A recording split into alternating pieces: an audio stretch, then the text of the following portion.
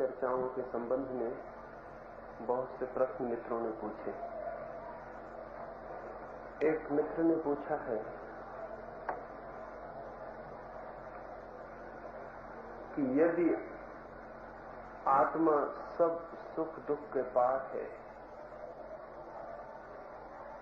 तो दूसरों की आत्माओं की शांति के लिए जो प्रार्थनाएं की जाती हैं उनका क्या उपयोग है? ये बहुत महत्वपूर्ण प्रश्न है और समझना उपयोगी होगा। पहली तो बात यह है कि आत्मा निश्चय ही सब सुख दुखों, सब शांतियों अशांतियों, सब राग द्वेषों, मूलतः सभी तरह के द्वंद्व और द्वैत के अतीत। न तो आत्मा अशांत होती है और न शांत, क्योंकि शांत वही हो सकता है जो अशांत हो सकता हो। मन ही शांत होता है, मन ही अशांत होता है। और ठीक से समझें तो मन का होना ही अशांति है, मन का न हो जाना शांति। लेकिन आत्मा अपने में न कभी शांत है, न कभी अशांत है, न सुख में है न दुख में। आत्मा एक तीसरी ही अवस्था में है जिसका नाम आनंद है। आनंद का अर्थ है जहां न दुख है न सुख है। आनंद का अर्थ सुख नहीं है। दुख भी एक तनाव है और सुख भी एक तनाव है। दुख में भी आदमी मर सकता है, सुख में भी आदमी मर सकता है। दुख में भी चिंता होती है, सुख भी चिंता बन जाता है। दुख भी एक उत्तेजना है, सुख भी एक उत्तेजना है। आत्मा उत्तेजना मुक्त है, वहां न सुख की उत्तेजना है न दुख की। ये हम जानते हैं कि दुख भी पीड़ित करता है। जैसे भारत जैसे देशों में जहां गरीबी है, भुखमरी है, भूख है, सब तरह के दुख हैं, वहां भी आदमी अत्यंत तनावग्रस्त है। अमेरिका जैसे मुल्क में जहां सब सुख है, सब सुविधाएं हैं, सब व्यवस्था है, धन है, संपत्ति है, संपन्नता है, एफ्लुएंस है, वहां भी आदमी तनावग्रस्त है। गरीब देश भी तनाव से भरे हैं, अमीर देश भी तनाव से भरे हैं। इसका मतलब क्या? इसका मतलब दुख भी एक तरह का तनाव है और सुख भी एक तरह का तनाव है। गरीब आदमी भी पीड़ित है और धनी आदमी भी। दोनों की पीड़ा अलग है। जैसे कोई आदमी भूख से पीड़ित हो सकता है, कोई आदमी ज्यादा खाना खा के पीड़ित हो सकता है।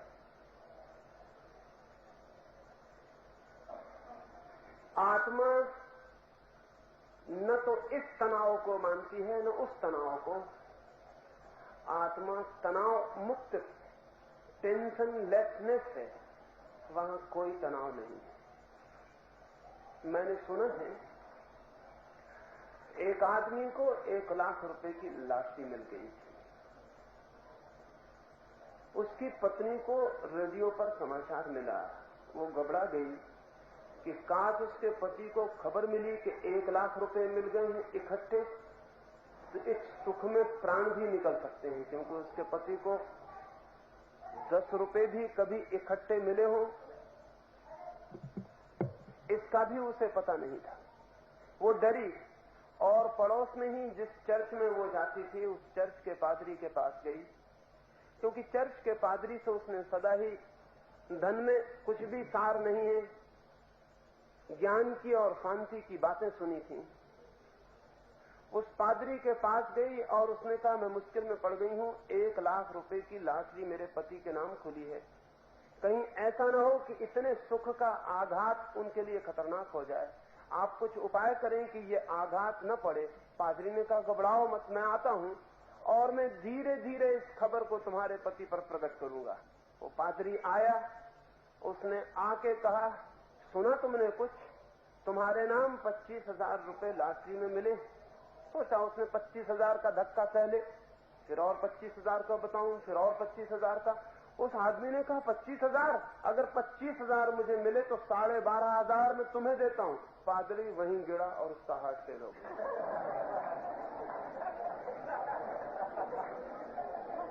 12,500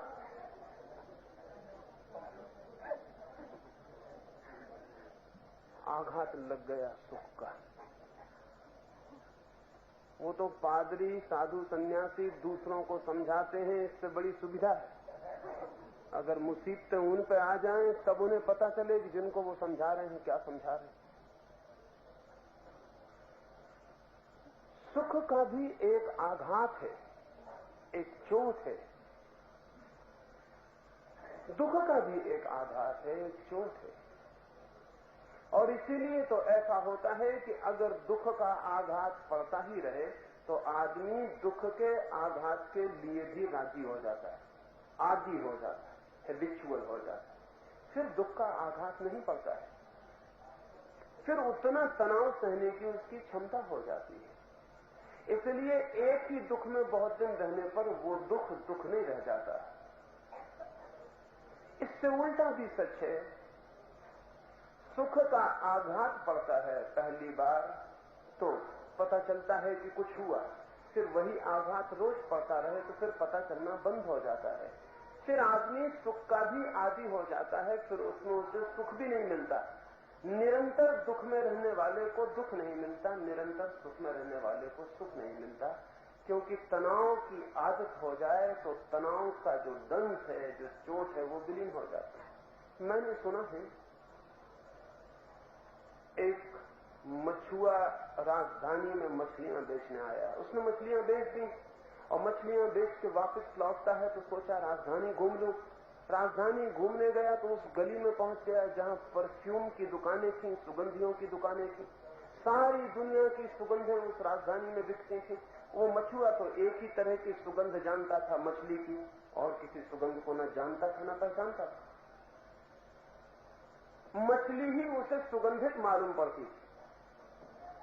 सुगंधियों के बाजार में भीतर घुसा तो उसने नाक पर रुमाल रख लिया। उसने कहा कैसे पागल लोग हैं, कितनी दुर्गंध फैला रखी।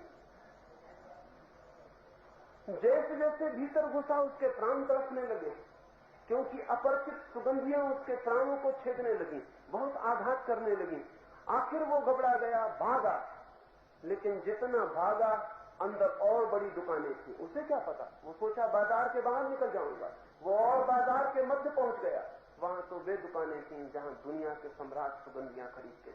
वहां सुगंधियों की चोट से वो बेहोश होकर गिर पड़ा। दुकानदार दौड़े और दुकानदारों को पता था कि कोई आदमी बेहोश हो तो 30 सुगंध सुंघाने से होश में आ सकता है। तो वो बेचारे अपनी तिजोरियां खोल के जो सुगंधियां सम्राटों को नहीं मिलती वो निकाल के लाए कि गरीब आदमी होश में आ जाए। वे सुगंधियां उसे सुंघाते हैं, वो बेहोशी में हाथ पैर पटकता है, सिर पटकता है, उसके तो और प्राण निकलने लगे। भीड़ इकट्ठी हो गई। एक आदमी जो कभी मछुआ रह चुका था उसने लोगों से कहा, मित्रों तुम उसकी जान ले लोगे, तुम सेवा कर रहे हो, सोचते हो तुम उसके हत्यारे हो। अक्सर सेवक हत्यारे सिद्ध होते, मौका भर मिल जाए सेवकों को। हटो, तुम उसकी जान ले लोगे। मैं जहां तक समझता हूं तुम्हारी सुगंधियों से ही वो बेहोश। उन सुगंधियों के व्यापारियों ने कहा पागल हो गए, उस सुगंधियों से कभी किसी को बेहोश होते सुना? आदमी दुर्गंध से बेहोश हो सकता है, सुगंध से। उस मछुए ने कहा तुम्हें पता नहीं, ऐसी सुगंधें भी हैं जिनको तुम दुर्गंध कहोगे, और ऐसी दुर्गंधें भी हैं जिनको कोई सुगंध कहने वाला मिल सकता है। ये सिर्फ आदत की बात। लोगों को हटाया। वो मछुआ जो गिरा पड़ा है उसकी टोकरी गिरी पड़ी है, कपड़ा गिरा पड़ा है, गंदा कपड़ा, गंदी टोकरी जिसमें वो मछलियां बेचने लाया था, उनमें अब भी मछली की बात आ रही है। उस दूसरे आदमी ने पानी छिड़का और वो गंदे कपड़े और टोकरी को बेहोश मछुए की नाक पर रख दिया। उसने गहरी सांस ली, जैसे प्राण आ गए, आंख खोली और उसने कहा दिस इज रियल परफ्यूम, ये है असली सुगंध। ये दुष्ट मेरी जान लिए लेते थे, क्या हो गया उस आदमी को? दुर्गंध की आदत हो जाए तो वही सुगंध हो जाती है। इसीलिए तो भंगी और चम्हार थोड़ी विद्रोह कर रहे थे अपनी स्थिति से छूटने का, वे कभी ना करते। वे आदी हो गए थे उसका ही। हिंदुस्तान में सूत्र कितने दिनों से है, हजारों वर्षों से करोड़ों लोगों के साथ हिंदुस्तान हद दुष्टता का व्यवहार कर रहा है और धार्मिक भी बना हुआ है, पुण्य भूमि भी बनी हुई है, और करोड़ों लोगों के साथ ऐसा दुर्व्यवहार हो रहा है जैसा पृथ्वी पर कहीं भी कभी भी नहीं हुआ है। लेकिन शूद्रों ने कोई बगावत नहीं की। क्यों? क्योंकि शूद्र आदी हो गए, वो दुख ही उनके लिए आदत का हिस्सा हो गया। बगावत आई है तो उन घरों से आई है जो शूद्र नहीं थे, क्योंकि उनको ये दिखाई पड़ा कि एक आदमी पाखाना धो रहा है सुबह से सांझ तक। उनको पीड़ा मालूम पड़ी, क्योंकि अगर उनको दिन भर पाखाना धोना पड़े तो कल्पना से बाहर है, वो मर जाना पसंद करेंगे बजाय पाखाना धोने। लेकिन उनको पता ही नहीं कि जो धो रहा है उसे कुछ भी पता नहीं। इसलिए शूद्रों के भीतर से बगावत न आई। बगावत आई तो ब्राह्मण और वैश्यों क्षत्रियों के बेटों से आई। उनको ये बात दुखी कि ये नहीं होना चाहिए। ये जान के आप हैरान होंगे कि दुनिया में दीन दलित कभी भी विद्रोह नहीं करते। विद्रोह के सवाल नहीं उठता, वो उसी दुख के आदी हो जाते। हिंदुस्तान में इतनी गरीबी है, हमें कुछ भी नहीं सालता। अमेरिका से एक आदमी आता है और उसे देख के समझ में नहीं आता कि ये लोग चुप क्यों बैठे। इतनी गरीबी सही नहीं जा सकती। उसको दिखता है क्योंकि उसकी ये आदत नहीं है। आदत आदमी को कुछ भी करने के योग बना देती है। तनाव दो तरह के हैं, सुख के दुख के, दोनों तनाव हैं, और इन दोनों से जो ऊपर उठ जाए वो आत्मा को अनुभव कर पाता है। इसे थोड़ा समझ लें, फिर दूसरी बात हम समझें। बुद्ध का एक गांव में आगमन हुआ और बुद्ध ने जब उस गांव में वे आए तो सारा गांव चकित होकर बुद्ध से पूछने लगा कि हमने सुना है हमारे गांव का राजकुमार भी दीक्षित होकर भिक्षु हो गया। गांव का जो राजकुमार था उसने दीक्षा ले ली। सारा गांव चकित है क्योंकि वो राजकुमार तो कभी महलों से नीचे नहीं उतरा, वो तो कभी मखमलों और कालीनों से नीचे नहीं चला। वो भिक्षु होकर भिक्षा पात्र लेकर गांव गांव भीख मांगेगा, नंगे पैर चलेगा। ये तो कल्पना के बाहर है। बुद्ध से वे कहने लगे कि हमारे राजकुमार ने दीक्षा ली, ये तो बड़ा चमत्कार है। बुद्ध ने कहा कोई चमत्कार नहीं है। आदमी का मन जब एक चीज का आदी हो जाता है तो कभी कभी बदलने के लिए भी आतुर होता है। उसने सुख के तनाव बहुत देख लिए, अब वो दुख के तनाव देखने के लिए उत्सुक हुआ है। हो गई बात, वो अनुभव हो गया, वो दूसरे अनुभव भी लेना चाहता है। और मैं तुमसे कहता हूं कि जिस तरह वो सुख में अति पर था, एक्सट्रीम पर, उसी तरह वो दुख में भी अति पर चला जाएगा। और यही हुआ। 6 महीने के भीतर वो राजकुमार सभी भिक्षुओं से आगे निकल गया अपने को दुख देने में। दूसरे भिक्षु राजपथ पर चलते तो वो पगडंडियों पर चलता जिन पर कांटे होते। दूसरे भिक्षु दिन में एक बार भोजन करते तो वो 2 दिन में एक बार भोजन करता। दूसरे भिक्षु छाया में बैठते तो वो भरी दोपहरी में धूप में खड़ा रहता। उसके पैर छिद गए कांटों से, उसका शरीर सूखकर काला पड़ गया। उसे 6 महीने बाद पहचानना मुश्किल था। उसकी बड़ी सुंदर देह थी, बड़ी कंचन काया थी। दूर दूर से देखने लोग उसकी देह को भी आते थे। उस देह को अब कोई देख के विश्वास भी न करता कि ये वही राजकुमार। 6 महीने बाद बुद्ध उसके पास गए। वो कांटे बिछाए, पत्थर डाले, उन पर लेटा हुआ था। ये उनका विश्राम करने का ढंग था। बुद्ध ने उससे कहा कि श्रोण, उसका नाम था श्रोण, मैं तुझसे एक बात पूछने आया हूं। मैंने सुना है कि तू जब राजकुमार था तो तू वीणा बजाने में बहुत कुशल था। क्या मैं तुझसे कुछ पूछूं तो उत्तर देगा? उसने कहा कि हाँ, निश्चित ही। लोग कहते थे कि मुझसे अच्छा वीणा बजाने वाला कोई भी नहीं है। तो बुद्ध ने कहा कि मैं ये पूछता हूं कि अगर वीणा के तार बहुत ढीले हों तो उन तारों से संगीत पैदा होता है? उस श्रोण ने कहा कैसे होगा प्रभु, तार ढीले होंगे तो उन पर टंकार ही नहीं हो सकती, संगीत कैसे पैदा होगा? बुद्ध ने कहा क्या फिर यह हो सकता है कि तार बहुत कसे हो तो संगीत पैदा हो? तो श्रोण ने कहा तार बहुत कसे होंगे तो टूट जाएंगे, तब भी संगीत पैदा नहीं होता है। तो बुद्ध ने कहा संगीत कब पैदा होता है? उस श्रोण कहने लगा शायद आप समझें या न समझें, लेकिन जो जानते हैं संगीत के जन्म को वो कहेंगे तारों की एक ऐसी अवस्था भी है जब उन्हें न तो कहा जा सकता कि वे ढीले हैं और न कहा जा सकता कि वे कसे हैं।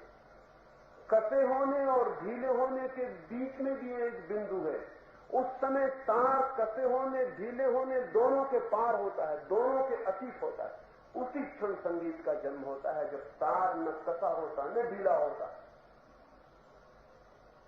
बुद्ध ने कहा यही मैं पूछने आया था और यही कहने भी कि जो वीणा से संगीत के पैदा होने का नियम है वही जीवन वीणा से संगीत पैदा होने का नियम भी है।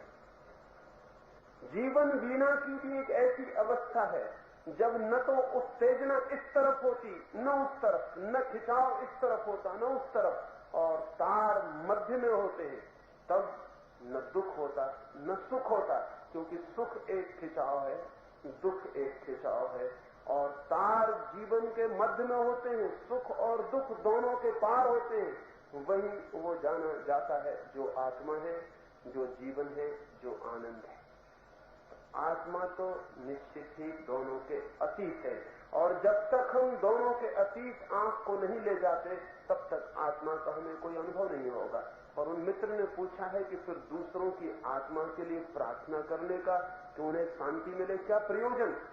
प्रयोजन है, लेकिन जो लोग समझते हैं वो प्रयोजन नहीं है, कोई दूसरा ही प्रयोजन है।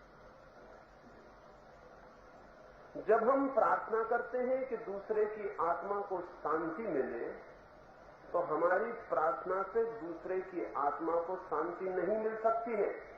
लेकिन जब हम प्रार्थनापूर्ण होते हैं कि दूसरे की आत्मा को शांति मिले, तो हमारी आत्मा शांत होती है।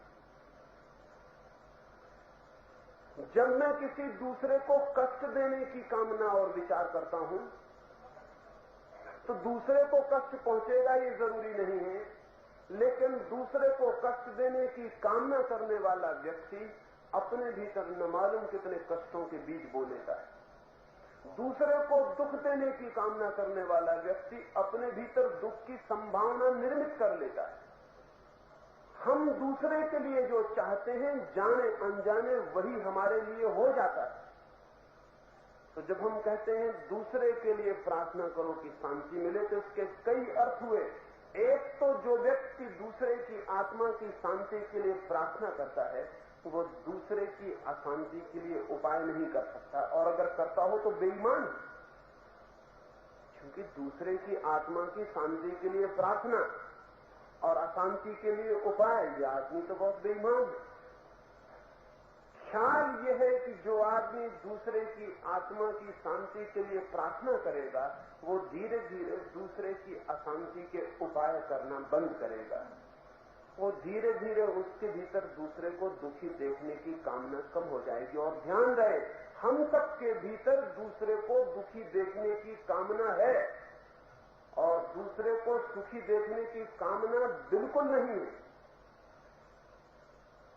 जब आपके पड़ोस में एक बड़ा मकान बन जाता है तो आप भला उस मकान के मालिक को कहते हो कि बहुत अच्छा मकान बना, बड़ा सुंदर है, लेकिन भीतर कभी झांक के देखा है कि क्या होता है? भीतर ये होता है कि अच्छा कब ये मकान गिर जाए, भगवान कब इसे गिराए, इस दुष्ट ने ये क्या कर लिया। भीतर ये होता है। दूसरे के दुख में एक तरह की शांति मिलती है और दूसरे के सुख में एक तरह की अशांति मिलती है।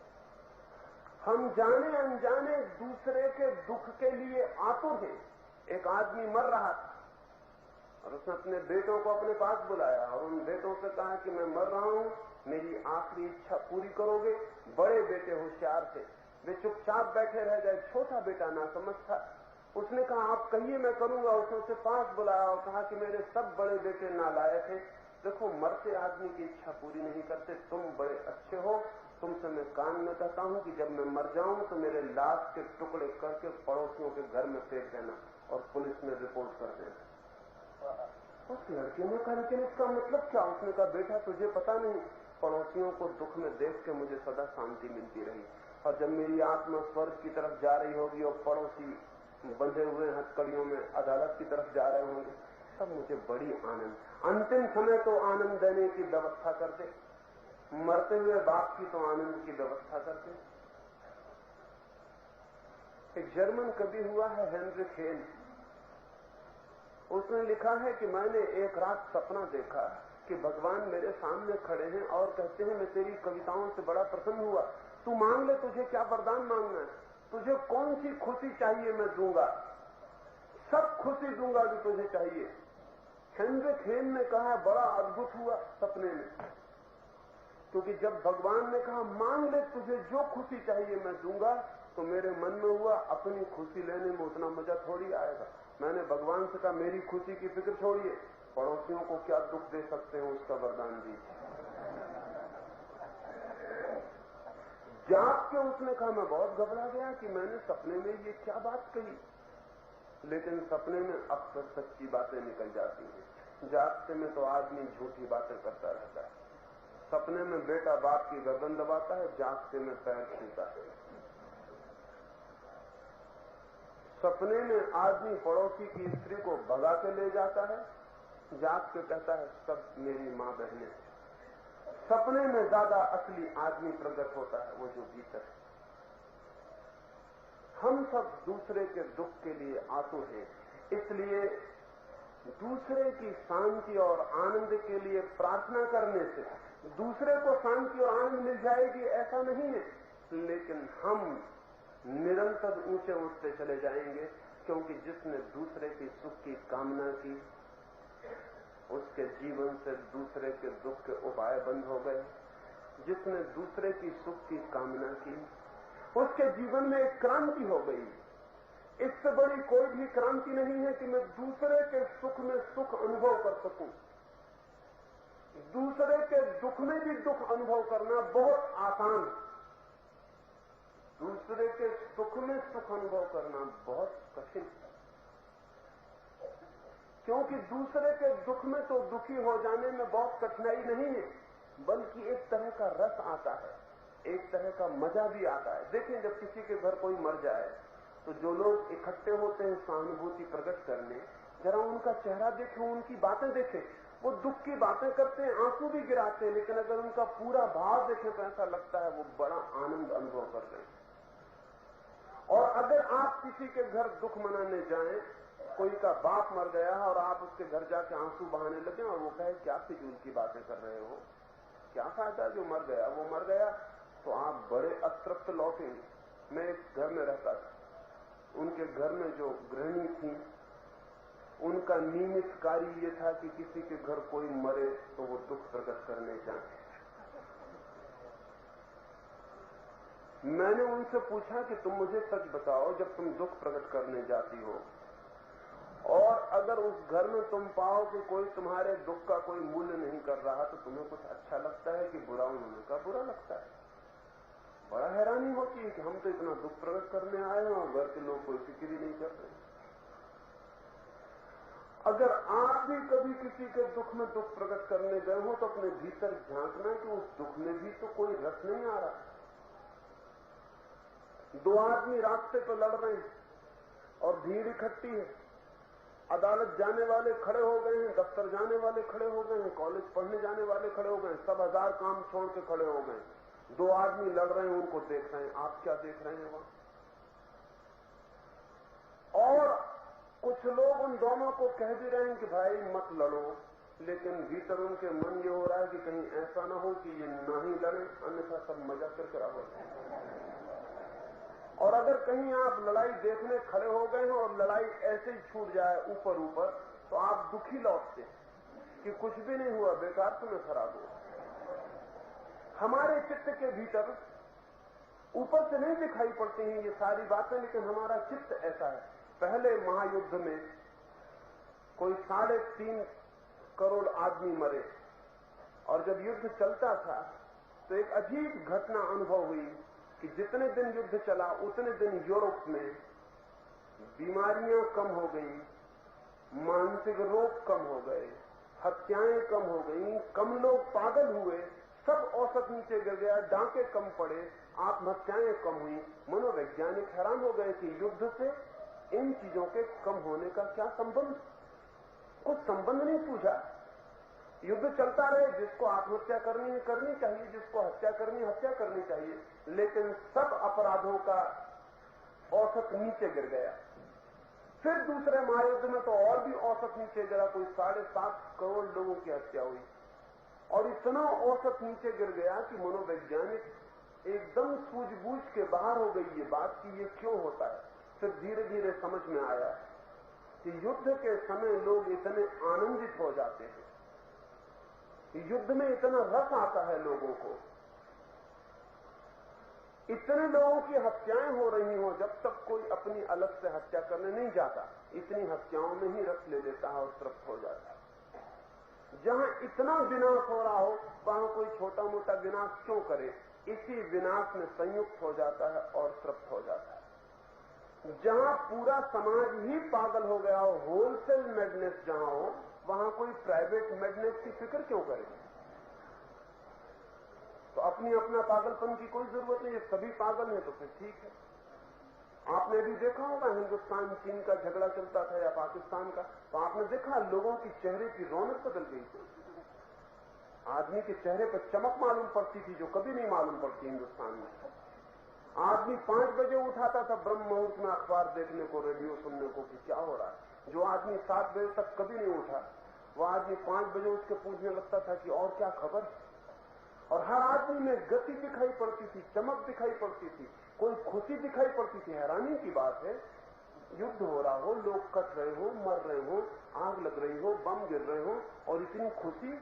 हमारे भीतर वो जो सैडिस्ट बैठा हुआ है, वो जो दूसरे को दुख देने वाला बैठा हुआ, वो बड़ा तृप्त होता है, वो कहता बड़ा आनंद आ रहा है। हालांकि ऊपर से दूसरी बातें करता है, वो कहता है देशभक्ति, राष्ट्र, धर्म, फला ढिकान, ये सब बकवास है। भीतर असली मतलब दूसरा है। असली मतलब यह है कि हम दूसरे को दुख देना चाहते हैं और दुख देने में तृप्ति मिलती। तो वो जो प्रार्थना है दूसरे के मंगल के लिए, दूसरे की शांति के लिए, उससे दूसरे को शांति मिलेगी या नहीं मिलेगी ये महत्वपूर्ण नहीं है। महत्वपूर्ण है कि वो प्रार्थना करने में, वो भाव करने में हम रूपांतरित होते हैं, और वो जो हमारे भीतर दूसरे को दुख देने वाला बैठा है वो विसर्जित होता है। वही मूल्यवान है, ये अर्थ मूल्यवान है।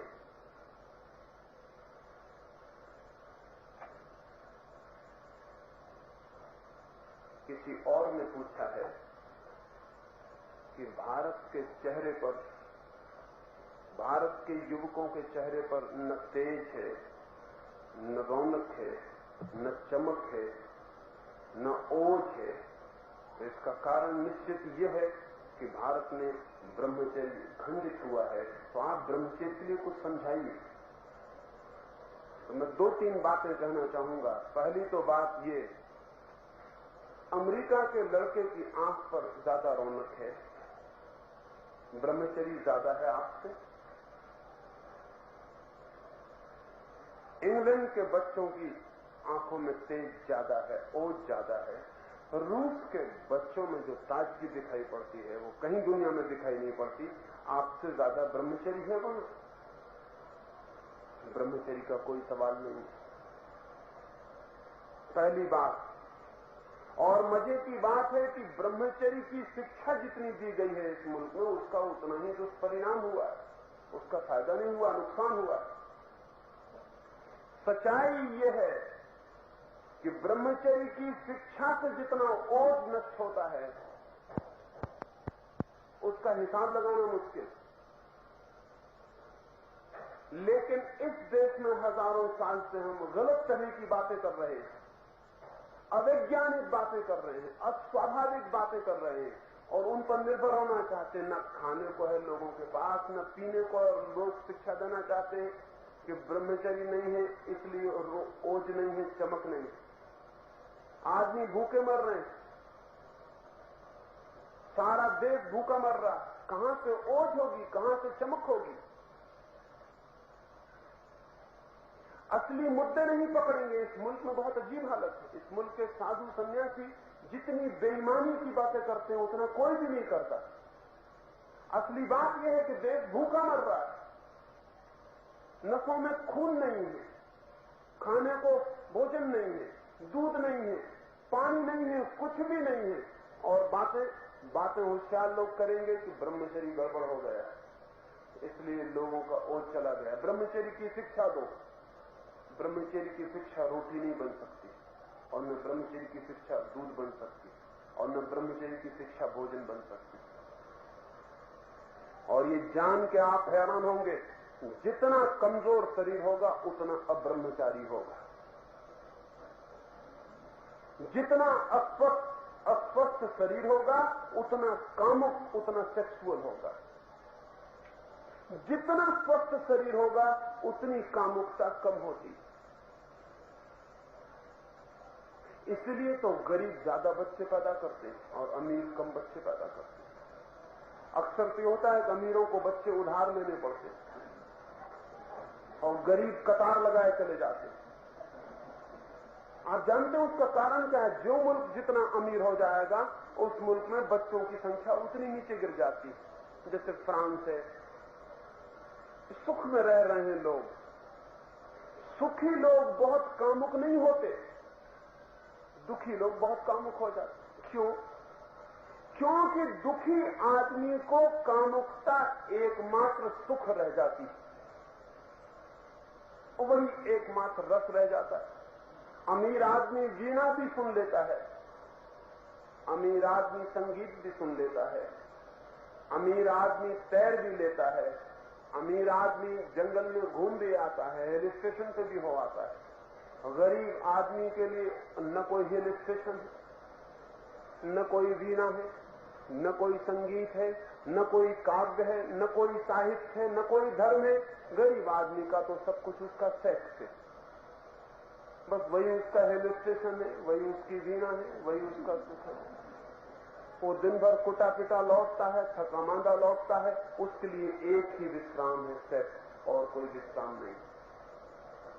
वो बच्चे पैदा करता चला जाता है, और जितना शरीर भीतर उत्तेजित होता है, और ध्यान रहे अस्वस्थ शरीर उत्तेजित होता है, तनाव से भरा होता है, उतना उत्तेजना को निकालने के लिए जो रिलीज है वो सेक्स असल में उत्तेजित शरीर की चेष्टा है। शरीर उत्तेजित है, उत्तप्त है, तो शरीर कुछ अपनी ऊर्जा को बाहर फेंक देता है ताकि वो शांत हो जाए, शिथिल हो जाए। जितना शरीर स्वस्थ है, विश्राम में है, आनंद में है, शांत है, उतना ही सेक्स की जरूरत कम पड़ती है। गरीब कौम कभी भी सेक्स से मुक्त नहीं हो सकती। लेकिन साधु सन्यासी समझाते हैं कि ब्रह्मचर्य की कमी हो गई, इसलिए ये सब गड़बड़ हो रही है। ब्रह्मचर्य की कमी नहीं हो गई। और दूसरी बात भी ध्यान रखना, ब्रह्मचर्य की शिक्षा अगर दमन बन जाए तो फायदा कम पहुंचाती है, नुकसान ज्यादा पहुंचाती है। सप्रेशन अगर बन जाए, और हिंदुस्तान में ब्रह्मचर्य की शिक्षा का क्या मतलब? हिंदुस्तान में ब्रह्मचर्य की शिक्षा का मतलब स्त्री पुरुष को दूर दूर रखो, और स्त्री पुरुष जितने जितने दूर दूर होंगे, स्त्री पुरुष उतने ही एक दूसरे के बाबत ज्यादा चिंतन करते हैं। जितने निकट हो उतना कम चिंतन होता है, और जितना ज्यादा चिंतन हो उतनी कामुकता बढ़ती है, जितनी कामुकता हो उतना ब्रह्मचर्य असंभव हो जाता है। मेरे एक मित्र दिल्ली के डॉक्टर थे, इंग्लैंड गए हुए थे एक मेडिकल कॉन्फ्रेंस में भाग लेने। 500 डॉक्टर सारी दुनिया से इकट्ठे थे, और हाइड पार्क में उनकी बैठक चल रही थी। कुछ खाना पीना, भोजन, कुछ मिलना जुलना। मेरे मित्र सरदार हैं पंजाब के, वो भी वहां हैं। ठीक जहां ये 500 डॉक्टर खाना पीना गपशप कर रहे हैं, एक दूसरे से मिल रहे हैं, वहीं पास की एक बेंच पर एक युवक और युवती एक दूसरे के गले लगे किसी दूसरे लोक में खो गए। डॉक्टर तो बेचैन है, दूसरों से बातें करते हैं, लेकिन इनकी नजर वहीं लगी हुई है और दिल ये हो रहा है कि कोई पुलिस वाला आके इनको पकड़ के क्यों नहीं ले जाता। ये क्या अशिष्टता हो रही, हमारे देश में ऐसा कभी नहीं हो सकता। ये क्या हो रहा है, ये कैसी संस्कृति है, कैसी असभ्यता है। बार बार देख रहे हैं वहीं, दिल अब और कहीं नहीं लगता है उनका, अब दिल पूरा वहीं लगा हुआ है। पड़ोस का एक ऑस्ट्रेलियन डॉक्टर है, उसने कंधे पर हाथ रखा और कहा, महानुभाव बार बार वहां मत देखिए, नहीं पुलिस वाला आके आपको ले जाए। उन्होंने कहा क्या कहते हैं? उस आदमी ने कहा वो उन दोनों की बात है, उसमें तीसरे का कोई संबंध नहीं।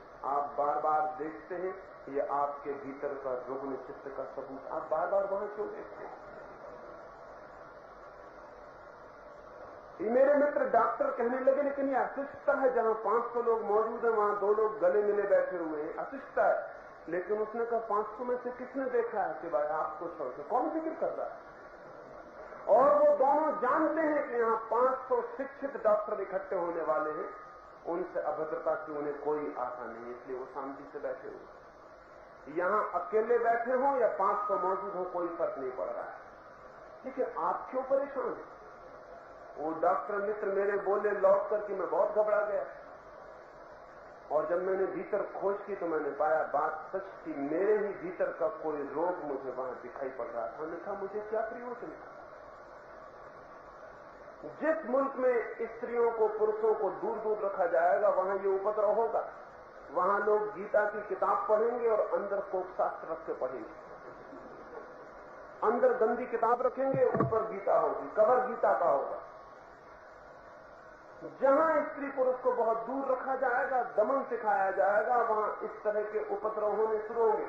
अभी मैंने परसों अखबार में पढ़ा कि सिडनी शहर में, जहां की आबादी 20 लाख होगी, एक यूरोपियन अभिनेत्री को बुलाया नग्न प्रदर्शन के लिए, इस आशा से कि नग्न प्रदर्शन देखने बहुत लोग इकट्ठे होंगे, लेकिन 20 लाख की आबादी में थिएटर में केवल 2 आदमी देखने आए।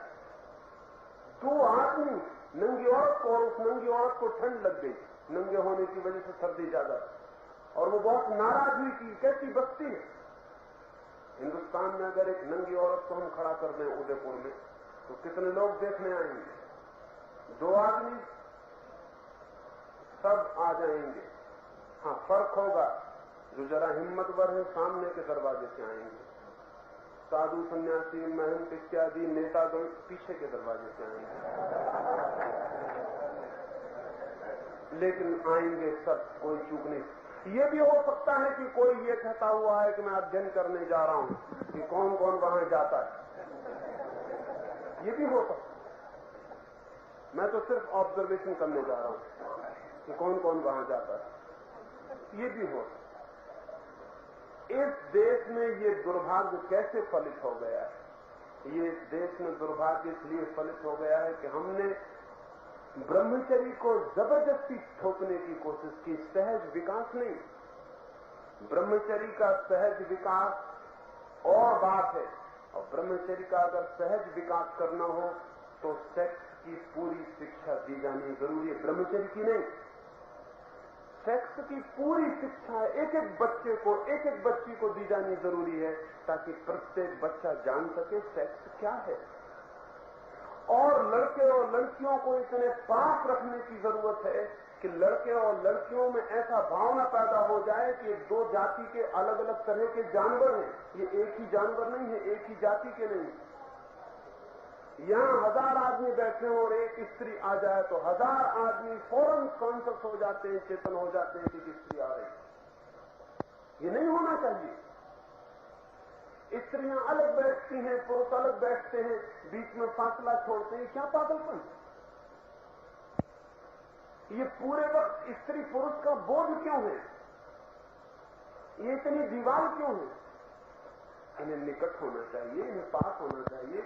बच्चे साथ खेलें, साथ बड़े हों, एक दूसरे को जाने पहचाने, तो इतना पागलपन नहीं होगा।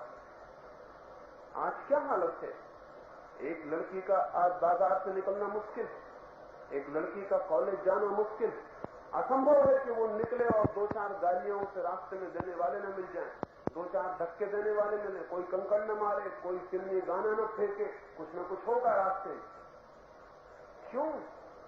ये ऋषि मुनियों की संतान बड़ी अद्भुत व्यवहार कर रही, लेकिन कारण है, और कारण ऋषि मुनियों की शिक्षा ही है। वो जो निरंतर हम स्त्री पुरुष को दुश्मन बना रहे हैं, उससे ये नुकसान पैदा हो रहा है। जिस चीज का जितना निषेध किया जाएगा वो उतनी आकर्षण बन जाती है, जिस चीज का जितना इनकार किया जाएगा वो उतना बुलावा बन जाती है। जिस चीज को आप कहेंगे कि इसकी बात नहीं होनी चाहिए, उसकी उतनी ही बात होगी, छुप छुप के होगी। जिस बात को आप रोकना चाहेंगे, लोगों के मन में आकर्षण, जिज्ञासा पैदा होगी, क्या बात है। स्वस्थ नहीं रह जाता चित्त, के अस्वस्थ हो जाता है। आप देखें, स्त्री अगर एक सड़क से निकलती हो घूंघट डाल के, तो जितने लोग उसमें आकर्षित होंगे, उतनी बिना घूंघट वाली स्त्री में आकर्षित नहीं होंगे। अगर एक घूंघट वाली स्त्री जा रही है तो हर आदमी ये चाहेगा कि देख ले घूंघट के भीतर क्या है। बिना घूंघट की स्त्री को देखने का क्या है, दिख जाती, बात समाप्त हो जाती। हम जितना छिपाते हैं उतनी कठिनाई शुरू होती है, जितनी कठिनाई शुरू होती है उतने गलत रास्ते शुरू होते और सारी चीजें विकृत हो जाती है। ब्रह्मचर्य अद्भुत है, ब्रह्मचर्य की शक्ति की कोई सीमा नहीं, ब्रह्मचर्य का आनंद अद्भुत है, लेकिन ब्रह्मचर्य उन्हें उपलब्ध होता है जो चित्त की सारी स्थितियों को समझते हैं, जानते हैं, पहचानते हैं और पहचानने के कारण उनसे मुक्त होते हैं। ब्रह्मचर्य उनको उपलब्ध नहीं होता जो कुछ भी नहीं समझते और चित्त को दबाते हैं, और दबाने के कारण भीतर बहुत भाप इकट्ठी हो जाती है, फिर वो भाप उल्टे रास्तों से निकलनी शुरू होती है। वो निकलती है, वो बच नहीं सकती। ब्रह्मचर्य तो अद्भुत है, लेकिन जो प्रयोग इस देश में किया गया उसने इस देश को ब्रह्मचारी नहीं बनाया, अति कामुक बनाया है। इस समय पृथ्वी पर हमसे ज्यादा कामुक कौन खोजना मुश्किल, एकदम असंभव है। लेकिन हम ब्रह्मचर्य की बातें दोहराए चले जाएंगे और सारा चित्त रोगग्रस्त होता चला जा रहा है। मैं कॉलेज में कुछ दिन तक था, एक दिन निकल रहा था और कॉलेज के प्रिंसिपल किसी लड़के को जोर से डांट रहे थे। मैं भीतर गया, मैंने पूछा क्या बात है, तो प्रिंसिपल खुश हुए, उन्होंने कहा आप बैठे, इसे थोड़ा समझाएं।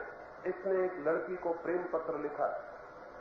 उस लड़के ने कहा मैंने कभी लिखा ही नहीं, किसी और ने मेरे नाम से लिख दिया होगा। प्रिंसिपल ने कहा झूठ बोल रहे हो तुम, ये पत्र तुमने लिखा है, पहले और भी रिपोर्ट आ चुकी है, तुमने पत्थर भी किन लड़कियों को मारा है, वो भी सब पता है। हर लड़की को अपनी मां बहन समझना चाहिए। वो लड़का बोला मैं तो समझता ही हूं, आप कैसी बातें कर रहे हैं, मैंने कभी इससे अन्यथा कुछ समझा ही नहीं, हर लड़की को मां बहन समझता ही हूं।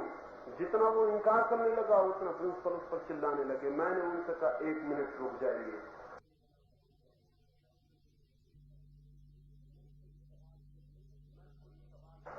मैं कुछ सवाल पूछूं? प्रिंसिपल ने कहा खुशी से, वो समझे कि मैं लड़के से पूछने को।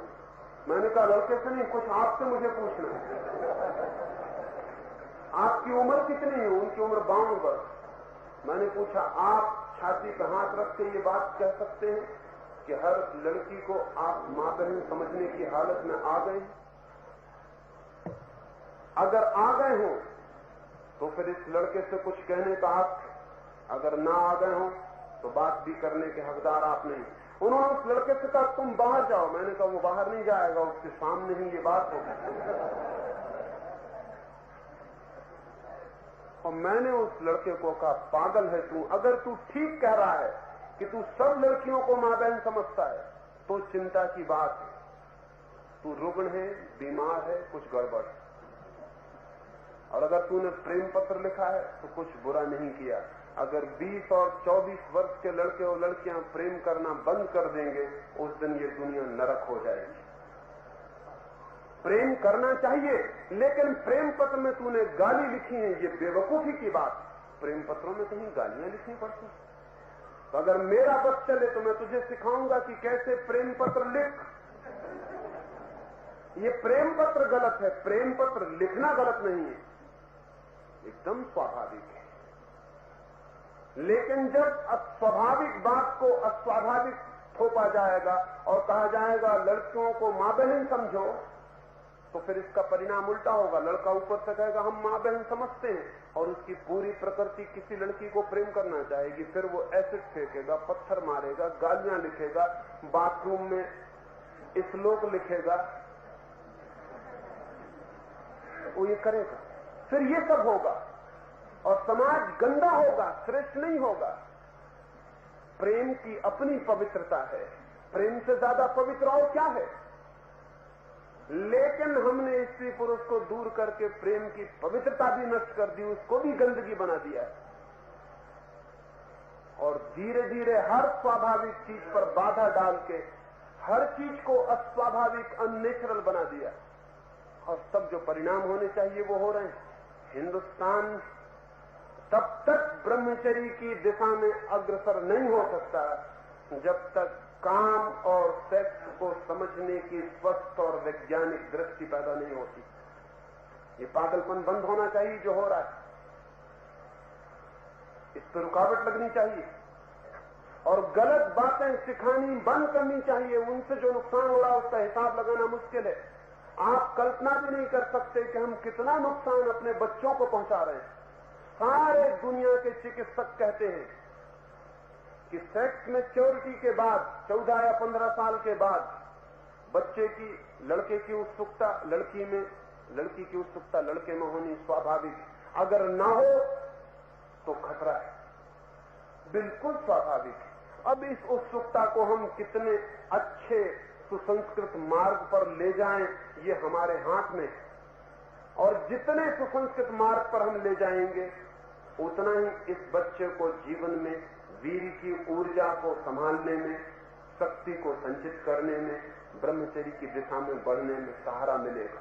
लेकिन हम क्या कर रहे हैं? हम बीच में एकदम पत्थर की दीवार खड़ी कर देते और चोरी के सब रास्ते खोल देते। और बड़े मजे की बात, एक तरफ ब्रह्मचर्य की शिक्षा दिए चले जाते हैं और दूसरी तरफ पूरा समाज कामुकता का प्रचार करता चला जाता है। बच्चे 24 घंटे कामुकता के प्रचार से पीड़ित हैं और इधर से ब्रह्मचर्य की शिक्षा से भी पीड़ित हैं। दोनों विरोधी शिक्षाएं मिलकर उनके जीवन को बहुत संघातक स्थिति में डाल देती हैं। हिंदुस्तान के बच्चों में उतना ही ओझ है जितना दुनिया के किसी कौम के बच्चों में, लेकिन उस ओझ के कम होने में बड़ा कारण तो गरीबी, भोजन की कमी, और उससे भी बड़ा कारण हमारी अवैज्ञानिक दृष्टि है सेक्स के संबंध। ये दृष्टि अगर वैज्ञानिक हो तो हमारे बच्चे किसी भी कौम के बच्चों से ज्यादा ओजस्वी और तेजस्वी हो सकते हैं। लेकिन अत्यंत मंद बुद्धि साधु जो कुछ भी कहे चले जा रहे हैं, न जिन्हें बायोलॉजी का कुछ पता है, न फिजियोलॉजी का कुछ पता है, न जिन्हें शरीर का कुछ पता है, न जिन्हें वीरी के निर्माण का कोई पता है, न जिन्हें कुछ संबंध है, जो न मालूम क्या क्या फिजूल बातें मुझे समझाया चले जा रहे हैं। हिंदुस्तान के समझाने वाले समझाते हैं कि जैसे वीरी का कोई संचित कोष शरीर में रखा हुआ है कि अगर वो खर्च हो गया तो तुम मर जाओगे। वीरी का कोई संचित कोष नहीं है। वीर जितना खर्च होता है उतना पैदा होता है, इसलिए वीर के खर्च से कभी भी घबराने की कोई जरूरत नहीं है, कोई जरूरत ही नहीं है। विज्ञान तो ये कहता है, लेकिन इसका ये मतलब नहीं है कि कोई वीरी को ऐसे ही खर्च करता रहे। वीरी तो रोज निर्मित होता है, और जो ये कहा जाता है कि एक बूंद वीर की खो गई तो सारा जीवन नष्ट हो गया है, ऐसी बातें कहने वालों पर जुर्म लगने चाहिए और मुकदमे चलने चाहिए। क्योंकि ऐसी बात जो बच्चा पढ़ लेगा, वो उसका अगर एक बूंद वीर खो गया तो वो सदा के लिए घबरा गया कि मैं मर गया। कोई नहीं मरता और न जीवन नष्ट होता है। और बड़े मजे की बात है, वीर तो शरीर का हिस्सा है, और आत्मवादी जब शरीर के हिस्सों को इतना महत्व देते हो तो समझ में आता है वो कितने शरीरवादी होंगे। इतना मूल्य नहीं है कुछ। और ध्यान रहे, वीरी के खर्च से नुकसान नहीं होता, नुकसान इस बात से होता है कि वीर खर्च हो गया तो नुकसान हो जाएगा। ये मानसिक भाव विकृत करता है और नुकसान पहुंचाता है। इसका ये मतलब नहीं है कि मैं कहता हूं कि कोई पागलों की तरह वीर के खर्च करने में लग जाए। जो बहुत गहरे जानने वाले हैं वो तो ये कहते हैं प्रकृति ने ऐसी व्यवस्था की है कि आप ज्यादा वीर खर्च कर ही नहीं सकते। प्रकृति की पूरी ऑटोमेटिक व्यवस्था है शरीर पर, आप ज्यादा खर्च कर ही नहीं सकते हैं। लेकिन आप चाहें तो बिल्कुल खर्च न करें, ये हो सकता है। ये दोनों बातों को समझ लें। आप ज्यादा खर्च नहीं कर सकते, आपके खर्च करने पर सीमा है। उस सीमा से ज्यादा कोई खर्च कर नहीं सकता, क्योंकि शरीर इंकार कर देता है। ऑटोमेटिक है, शरीर फौरन इंकार कर देता है। जितना शरीर खर्च कर सकता है उससे ज्यादा खर्च करने से फौरन इंकार कर देता है। लेकिन आप चाहें तो बिल्कुल खर्च न करें, ये हो सकता है। बिल्कुल खर्च न करें ये दो तरह से हो सकता है। या तो जबरदस्ती वाला आदमी पागल हो जाएगा। जैसे केतली के भीतर भाप बंद कर दो, दरवाजे सब बंद कर दो केतली के, और केतली फूट जाए, ये होगा। जबरदस्ती जो रोकेगा वो विक्षिप्त हो जाएगा। दुनिया में 100 पागलों में से 80 पागल सेक्स के कारण होते हैं। एक दूसरा रास्ता भी है, सारा ध्यान मनुष्य का नीचे न जाके ऊपर की तरफ चला जाए। ध्यान ऊपर की तरफ चला जाए। ध्यान परमात्मा की खोज में, सत्य की खोज में संलग्न हो जाए। ध्यान वहां चला जाए जहां सेक्स में मिलने वाले सुख से करोड़ गुना आनंद मिलना शुरू हो जाता है। अगर ध्यान वहां चला जाए तो सेक्स की सारी शक्ति का ऊर्ध्वगमन शुरू हो जाता है। उस आदमी को पता ही नहीं चलता कि सेक्स जैसी कोई चीज भी खींचती है, पता ही नहीं चलता। सेक्स उसके रास्ते पर खड़ा ही नहीं होता। अगर आपका ध्यान, जैसे एक बच्चा कंकड़ पत्थर बीन रहा है, खेल रहा है, और कोई उस बच्चे को खबर दे दे कि पास में हीरे जवाहरातों की खदान है, और वो बच्चा भाग के वहां जाए और हीरे जवाहरात मिल जाएं, क्या उस बच्चे का ध्यान अब कंकड़ पत्थरों की तरफ जाएगा? गई वो बात, उसकी सारी शक्ति अब हीरे जवाहरात बीनेगी। आदमी जब तक परमात्मा की दिशा में गतिमान न हो जाए तब तक अनिवार्य रूप से सेक्स की दिशा में उसका आकर्षण होता है। वो जैसे ही परमात्मा की तरफ गतिमान हो जाए वैसे ही सारी शक्तियां एक नई यात्रा पर निकल जाती हैं। ब्रह्मचर्य का मतलब आप समझते हैं क्या होता है? ब्रह्मचर्य का अर्थ है ईश्वर जैसा जीवन। ब्रह्मचर्य का अर्थ सेक्स से तो कुछ जुड़े हुआ नहीं, उसका अर्थ है ईश्वर जैसा जीवन, ब्रह्म जैसी चर्या। उससे कोई संबंध ही नहीं है वीरी वगैरह। ईश्वर जैसी चर्या कैसे होगी? जब ईश्वर की तरफ बहती हुई चेतना होगी तब चर्या धीरे धीरे ईश्वर जैसी होती चली जाएगी। और जब चित्त ऊपर जाता है तो नीचे की तरफ नहीं जाता है, फिर नीचे की तरफ जाना बंद हो जाता है। अगर मैं यहां बोल रहा हूं और पास में ही कोई वीणा बजाने लगे तो आपके सारे चित्त अचानक वीणा की तरफ चले जाएंगे। आपको ले जाना नहीं पड़ेगा, वो चले जाएंगे। आप एक क्षण में पाएंगे कि मुझे सुनना भूल गए हैं और वीणा सुन रहे। जब भीतर आत्मा की वीणा बजने लगती है तो ध्यान शरीर से हटकर आत्मा की तरफ चला जाता है, और तब जो फलित होता है वो ब्रह्मचर्य है। उस ब्रह्मचर्य का अद्भुत आनंद है, उस ब्रह्मचर्य की अद्भुत शांति है, उस ब्रह्मचर्य का रहस्य बहुत अद्भुत है। लेकिन वो सप्रेस करने वाले और दमन करने वाले लोगों को उपलब्ध नहीं होता। इसलिए आप कहते तो हैं हम सारे लोग कि हमारे युवकों के चेहरे कमजोर हैं, आंखों में ज्योति नहीं, पर हमारे साधुओं की कतार खड़ी करके देखिए तो उन पर तो ज्योति होनी चाहिए। तो वो हमसे ज्यादा बीमार और ज्वरग्रस्त मालूम होते, उनकी हालत हमसे बुरी है, लेकिन हम कहेंगे वो त्याग तपस्या कर रहे हैं, इसलिए ये हालत। ये जो हालत है बेरौनकी की, इसके पीछे दरिद्रता, दीनता, भूखमरी कारण, और ये जो अश्लीलता और कामुकता की स्थिति है, इसके पीछे ब्रह्मचर्य की गलत दिशा और शिक्षा, दमन की शिक्षा। कुछ और प्रश्न रह गए, वो संध्या की चर्चा में मैं आपसे बात करूंगा।